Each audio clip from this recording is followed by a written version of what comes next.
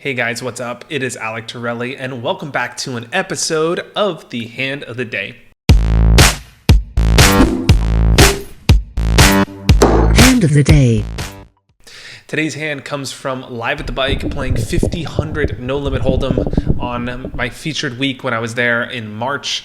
So I decided to review a few hands from the latest session that I played. Actually, I lied. This hand comes from March of 2017, so it's a very long time ago. I got my sessions mixed up. Nevertheless, it is a high stakes poker hand on Live at the Bike, and I find myself in a very interesting predicament, and I'd love to hear your guys' input on this hand and how I should have played it. Could I have got more money? Did I play it right? I would love to hear your thoughts in the comment below, so be sure to get your minds working and your thoughts ready, because I'm definitely looking to hear from you guys. Yeah, I thought he was going to bet I was surprised he quickly checked the river. But Alec is end boss, no doubt. He plays the biggest games in the world, so. Absolutely. And that's what I said. Like. You put the disclosure at first. It's definitely an asterisk before my statement there. It's easy when we see the whole cards. Yeah, you for know sure, what I mean? for sure. Everybody's so good once we see the cards. People are drunk and they don't even watch. Yeah, I don't have too many friends that want to stay in on a Friday night. Those guys are not my friends. Yeah, it's So, Torelli opens Queen 10 suited, UTG. which is, that's not something everybody does. So this hand kicks off. I am under the gun with Queen 10 of clubs, and I opt to make it 350.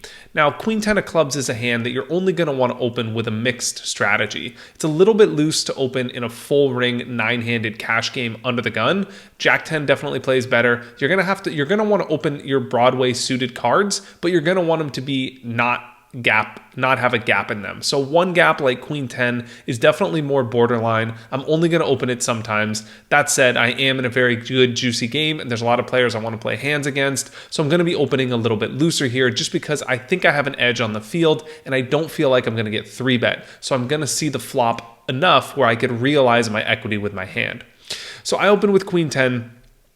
David calls in mid position. Harry calls in the small blind with ace-9, and Andy calls in the big blind with 2 unknown cards. So far, pre-flop, pretty standard, and we go 4 ways to the flop. Oh, yeah. Then David has top. Clearly rigged. Clearly. Whoa. This is going to be an insane pot, guys. You thought there were people who were commenting on him? Oh, yeah. Bets half the pot, a little bit less than half the pot. 1,000.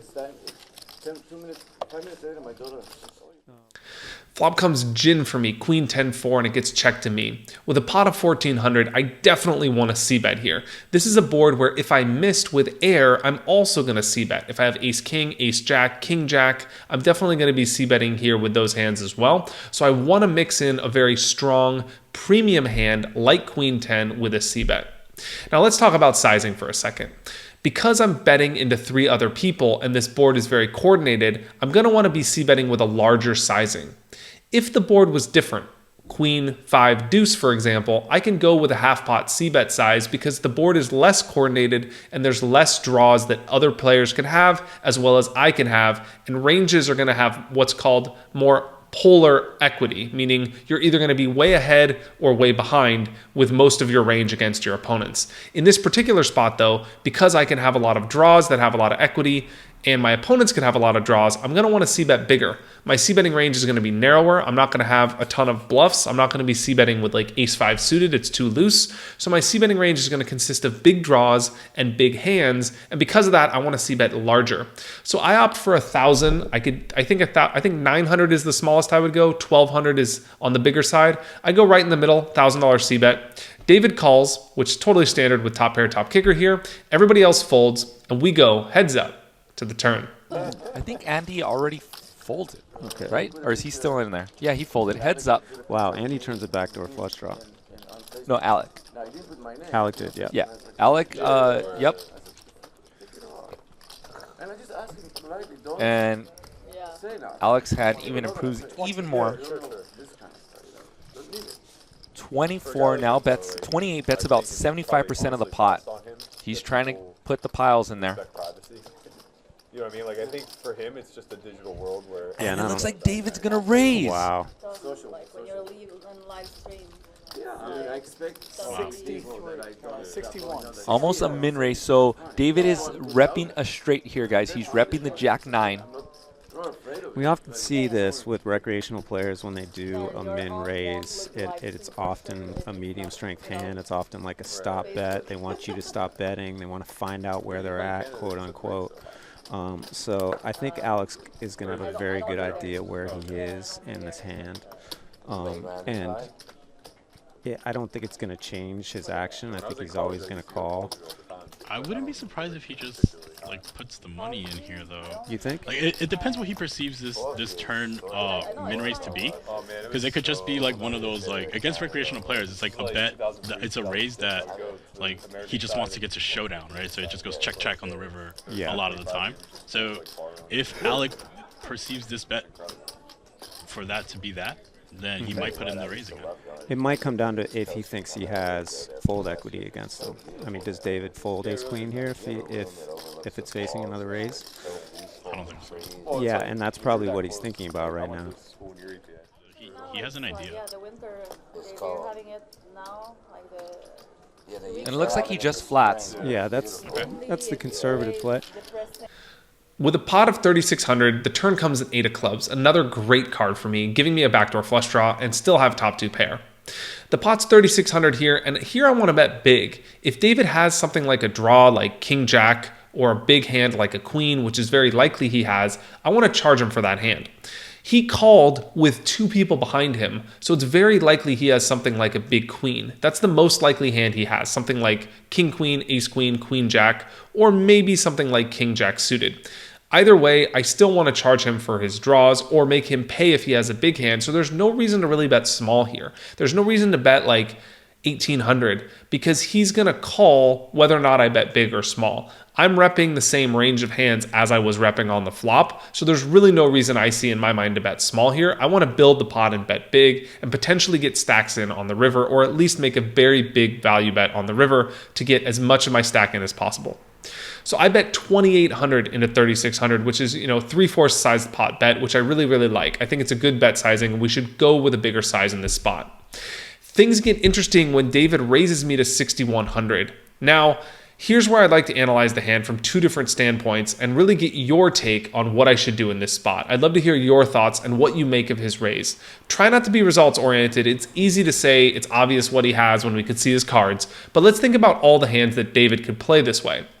He could have had a set and been slow playing on the flop. He could definitely have something like queens, tens, even though I blocked those hands, it's still possible, or pocket fours. He could have also turned 2 pair with something like a funky queen 8 suited or 10 8 suited. He could also have a straight with jack 9 suited. Now, the other hand he can have that makes some sense to me is a combo draw like king jack of clubs or ace jack of clubs. Both of those hands are definitely possible. The last hand he can have, which is what he does have, is specifically ace queen and be like raising as a blocking bet on the turn. So let's talk about what is the best way to play my hand against his range. Well, against this specific ace queen hand, which is what he has, the best play would be to shove. The reason is because if I call, the river's going to go check check and I'm going to miss some value. Whereas if I shove the turn, I'm going to get value from ace queen. I also maybe want to shove against the times he has specifically those 2 combo draws. But again, there's only 2 combos of that. King jack of clubs and ace jack of clubs. Against those specific hands, I'm going to want to shove because he's probably going to check the river if I check, and he's going to call the turn if I call. Against something like jack 9 or a set, I'm probably going to lose all my money regardless of what river comes, so there's really a neutral EV in terms of whether I shove or I just call. And against something like 2 pair, it's sort of the same. Like, I want to get all the money in because I don't want a scare card to come, but pretty much no matter what happens, I'm going to check the river, he's going to shove, we're going to get all the money in.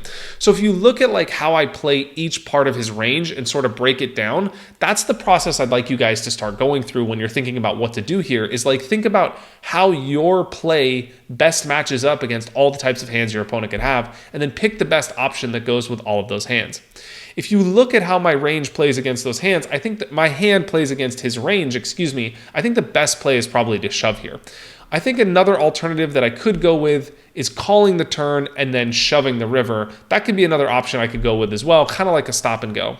What I did decide to do in this spot instead was just to call. And my reasoning for calling at the time was just that it keeps my range wider and it's a more balanced play.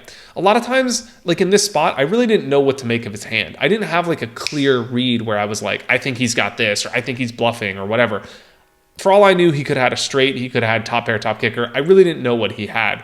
But when I don't know what to do in certain spots, I generally just make the play that makes my range wider and that is more balanced, because I always feel like whenever you're really, really balanced, it can't be that wrong of a decision. In retrospect, looking at his hand and thinking through the hand a little bit better, I probably would have liked to see me shove here, just because I think it gets more value from all of his hands, and it doesn't allow him to go check on the river with a hand like this, where he gets a cheap showdown by min-raising me on the turn. As played, I opted to call, and we go heads up to the river. The river comes in offsuit 7, which is a great card for me. None of the draws got there, so he can't really, he didn't improve to a better hand. If I was beat on the turn, I'm beat, but if not, we're still going to get all the money in. Now, here's where I definitely had the option to shove, just because if I am beat, I'm going to check, he's going to bet, and I'm going to call. But if I have the best hand, I'm going to check, and he's going to check. So I lose money when I'm beat, but I don't win money the times I have the best hand, which is definitely a case for shoving. The one case for checking is if he does get funky with a bluff here, like 10-9 on the turn, or Jack-10, or Ace-10, or something like that, or he does have a missed draw with Ace-Jack or King-Jack, I could allow him to shove the river. So I guess checking is sort of neutral in terms of letting him bluff or getting value from his worse hands. So I opted to check, which I think is like the standard line here, right? Whenever you don't know what to do and you're kind of in between, taking the standard line is definitely reasonable. I opted to check, and unfortunately, I missed some value when he checked behind. So I'd love to hear from you guys. Did I misplay this hand? Did I miss some value here? Or did I play it right and took a balanced approach and just kind of got unlucky that he didn't have anything better? I'd love to hear from you guys in a comment below. Definitely leave me your thoughts. I'd love to join you guys in a conversation about how I can improve this spot. Thanks for sharing. I appreciate your feedback. If you like this video, please share it with someone that you think would benefit or enjoy it, and subscribe to my channel for more awesome content coming your way. Thank you guys for supporting Conscious Poker. You guys are amazing, and I'll see you guys next time on The Hand of the Day.